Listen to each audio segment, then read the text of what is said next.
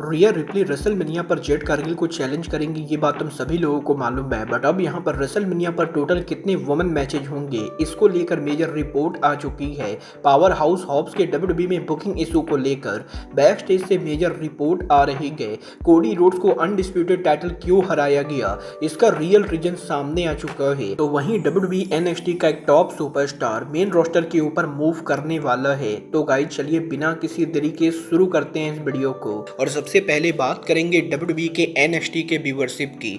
बात करें अगर यहाँ पर एनएक्सटी की, तो ये बात तो आप सभी लोगों को याद होगी। लास्ट वीक जब डब्ल्यूडब्ल्यूई का एनएक्सटी शो हुआ था, तो डब्ल्यूडब्ल्यूई के एनएक्सटी शो को करीबन यहाँ पर 5,89,000 व्यूअरशिप मिली थी, जो डब्ल्यूडब्ल्यूई के एनएक्सटी की one of the lowest viewership थी। और लास्ट वीक यहाँ पर एनएक्सटी के व्यूअरशिप के 6 लाख से नीचे जाने के बाद यहीं जब इस हफ्ते डब्ल्यूडब्ल्यूई का एनएक्सटी शो हुआ, तो शो की व्यूअरशिप लास्ट वीक के मुकाबले बढ़ चुकी है, जहां इस हफ्ते एनएक्सटी के शो को करीबन यहां पर 6,04,000 लोगों ने देखा, जो लास्ट वीक के मुकाबले करीबन 15,000 ज्यादा है। और वैसे तो ये व्यूअरशिप भी एनएक्सटी के नॉर्मल व्यूअरशिप के मुकाबले काफी कम है, बट लास्ट वीक के कंपैरिजन में डेफिनेटली यहां पर इस हफ्ते एनएक्सटी का शो व्यूअरशिप में ज्यादा सक्सेसफुल रहा है।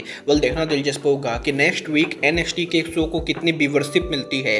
बट गाइस जहां तक बात रही एनएक्सटी की, तो ये बात तुम सभी लोगों को मालूम है, हाल फिलहाल में डब्ल्यूडब्ल्यूई एनएक्सटी के काफी सारे टॉप रेसलर एनएक्सटी को छोड़कर मेन रोस्टर पर मूव कर चुके हैं। और ओबा फेमी, ट्रिक विलियम जैसे टॉप रेसलर्स के मेन रोस्टर पर मूव करने के बाद अब एनएक्सटी का एक और टॉप सुपरस्टार पॉसिबली यहां पर मेन रोस्टर पर मूव करने वाला है। और इस बार ये रेसलर और कोई नहीं बल्कि यहां पर इथन पेज होंगे। गाइस यहां पर करंटली डब्ल्यूडब्ल्यूई के बैक स्टेज के ऊपर इस चीज को लेकर बातें चल रही है कि इथन पेज को मेन रोस्टर के ऊपर मूव किया जाए। और वैसे तो इथन पेज करंटली डब्ल्यूडब्ल्यूई के एनएक्सटी पर काफी सारी मेजर स्टोरी लाइन में काम कर रहे हैं, बट फिर भी यहाँ पर काफी सारे लोग इथन पेज को मेन रोस्टर के ऊपर मूव करना चाहते हैं। और जहाँ डब्ल्यूडब्ल्यूई के मेन रोस्टर की क्रिएटिव इथन पेज को मेन रोस्टर पर लाना चाहती है, वहीं एनएक्सटी के ऊपर एनएक्सटी के क्रिएटिव्स यहाँ पर इथन पेज को एनएक्सटी चैंपियनशिप स्टोरी लाइन में डालना चाहते हैं। और इस चीज के हाई चांसेस है कि इथन पेज के मेन रोस्टर पर परमानेंटली मूव करने से पहले वो डब्ल्यूडब्ल्यूई के एनएक्सटी चैंपियनशिप स्टोरी लाइन में काम करेंगे। और possibly NXT championship story line पर काम करने के बाद फाइनली वो यहां पर मेन रोस्टर के ऊपर मूव करेंगे।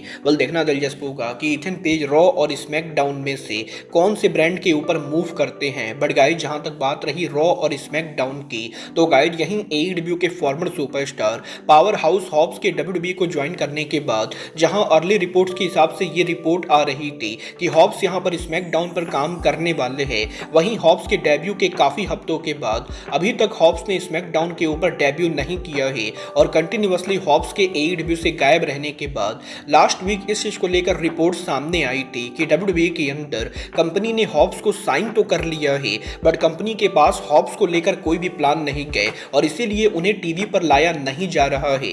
बट अब यहाँ पर बॉडी स्लैम के लेटेस्ट रिपोर्ट के हिसाब से डब्ल्यूडब्ल्यूई कंपनी का ये क्लेम करना है कि वो यहाँ पर पावर हाउस हॉब्स को फिलहाल टेस्ट कर रहे गए कि वो डब्ल्यूडब्ल्यूई के वर्क कल्चर के अंदर कैसे काम करेंगे। और डब्ल्यूडब्ल्यूई कंपनी फिलहाल यहाँ पर पावर हाउस हॉब्स को मेन इवेंट शो के ऊपर यूज इसलिए कर रही है ताकि पावर हाउस हॉब्स को ये समझ में आ सके कि डब्ल्यूडब्ल्यूई के ऊपर काम कैसे किया जाता है। और बेसिकली यहाँ पर डब्ल्यूडब्ल्यूई के सोर्सेस का ये क्लेम करना है कि वो यहाँ पर हॉब्स को डब्ल्यूडब्ल्यूई पर काम करने का तरीका सिखा रहे गए। और जब यहाँ पर कंपनी को ये लगेगा कि हॉब्स यहाँ पर डब्ल्यूडब्ल्यूई के टेलीविजन पर काम करने के लिए रेडी हो चुके हैं, तो कंपनी यहाँ पर उन्हें मेन टेलीविजन के ऊपर लाएगी। गाइस यहाँ पर मुझे इस बात का कोई भी सेंस नहीं लगता है, क्योंकि हॉब्स यहाँ पर लिटरली पिछले 5 सालों से नेशनल टेलीविजन के ऊपर काम कर रहे थे और हॉब्स को ये सीखने की जरूरत ही नहीं गए कि मेन रोस्टर के ऊपर टेलीविजन पर कैसे काम करना है। और डब्ल्यूडब्ल्यूई के पास हॉब्स के पास कोई प्लान ना होने की वजह से कंपनी यहाँ पर हॉब्स को बुक नहीं कर रही है। बट अब यहाँ पर इंटरनेट पर क्रिटिसिज्म से बचने के लिए डब्ल्यूडब्ल्यूई वाले बॉडी स्लैम को ये फेक स्टोरी बता रहे हैं कि वो हॉब्स को डब्ल्यूडब्ल्यूई पर काम करने की ट्रेनिंग दे रहे हैं। देखना दिलचस्प होगा कि हॉब्स यहाँ पर सच में स्मैकडाउन पर कब आते हैं। बट गाइस जहां तक बात रही स्मैकडाउन की, तो ये बात तुम सभी लोगों को मालूम है, डब्ल्यूडब्ल्यूई के इस हफ्ते स्मैकडाउन के ऊपर कोडी रोड्स और ड्रू मैकिंटायर के बीच में टाइटल मैच होने वाला है। और यही कोडी और मैकिंटायर के टाइटल मैच से पहले जहां इस चीज को लेकर रूमर चल रही है कि कोडी आज यहां पर मैकिंटायर को हराकर डब्ल्यूडब्ल्यूई के अंदर एक बार फिर से अनडिस्प्यूटेड चैंपियन बनेंगे और वो यहां पर रेसलमेनिया पर रेंडी के खिलाफ टाइटल को डिफेंड करेंगे। वहीं अब यहां पर इस चीज को लेकर मेजर स्टोरी सामने आ रही है कि कोडी रोड्स को आखिर यहां पर टाइटल क्यों हरवाया गया। गाइस यहां पर इस इस चीज को लेकर रिपोर्ट आ रही है कि WWE के अंदर काफी सारे लोग ये बिलीव करते हैं कि कोडी रोड्स को रेसलमेनिया के पहले टाइटल इसलिए हरवाया गया ताकि WWE कंपनी कोडी रोड्स को रॉयल रंबल और एलिमिनेशन चैम्बर पे पर व्यू के ऊपर मेन मैचेस के अंदर फीचर कर सके। और अगर यहाँ पर कोडी मैकेंटायर से टाइटल नहीं हारते तो ना तो Cody Rhodes royal rumble match के अंदर कंपीट करते, ना ही Cody Rhodes elimination chamber match के अंदर कंपीट करते, क्योंकि चैंपियंस यहाँ पर इन दोनों मैच के अंदर एंटर नहीं होते हैं। और इसी रीजन की वजह से WWE कंपनी ने कोडी को रॉयल रंबल से पहले टाइटल हरवाया, जिससे कि WWE कंपनी कोडी रोड्स को रंबल और चैम्बर दोनों मैचेज में यूज कर सके। और WWE के सोर्स का ये क्लेम करना है कि क्योंकि कोडी रोड्स कंपनी के one of the biggest draw है, तो WWE कंपनी उनकी कंपनी के one of the biggest draw को एलिमिनेशन चैम्बर और रॉयल रंबल के ऊपर ड्रॉ के तौर पर यूज करना चाहती थी। और इसी रीजन की वजह से कोडी रोड्स को मैकेंटायर से टाइटल हरवाया गया है। और अब यहाँ पर पॉसिबली कल स्मैकडाउन के ऊपर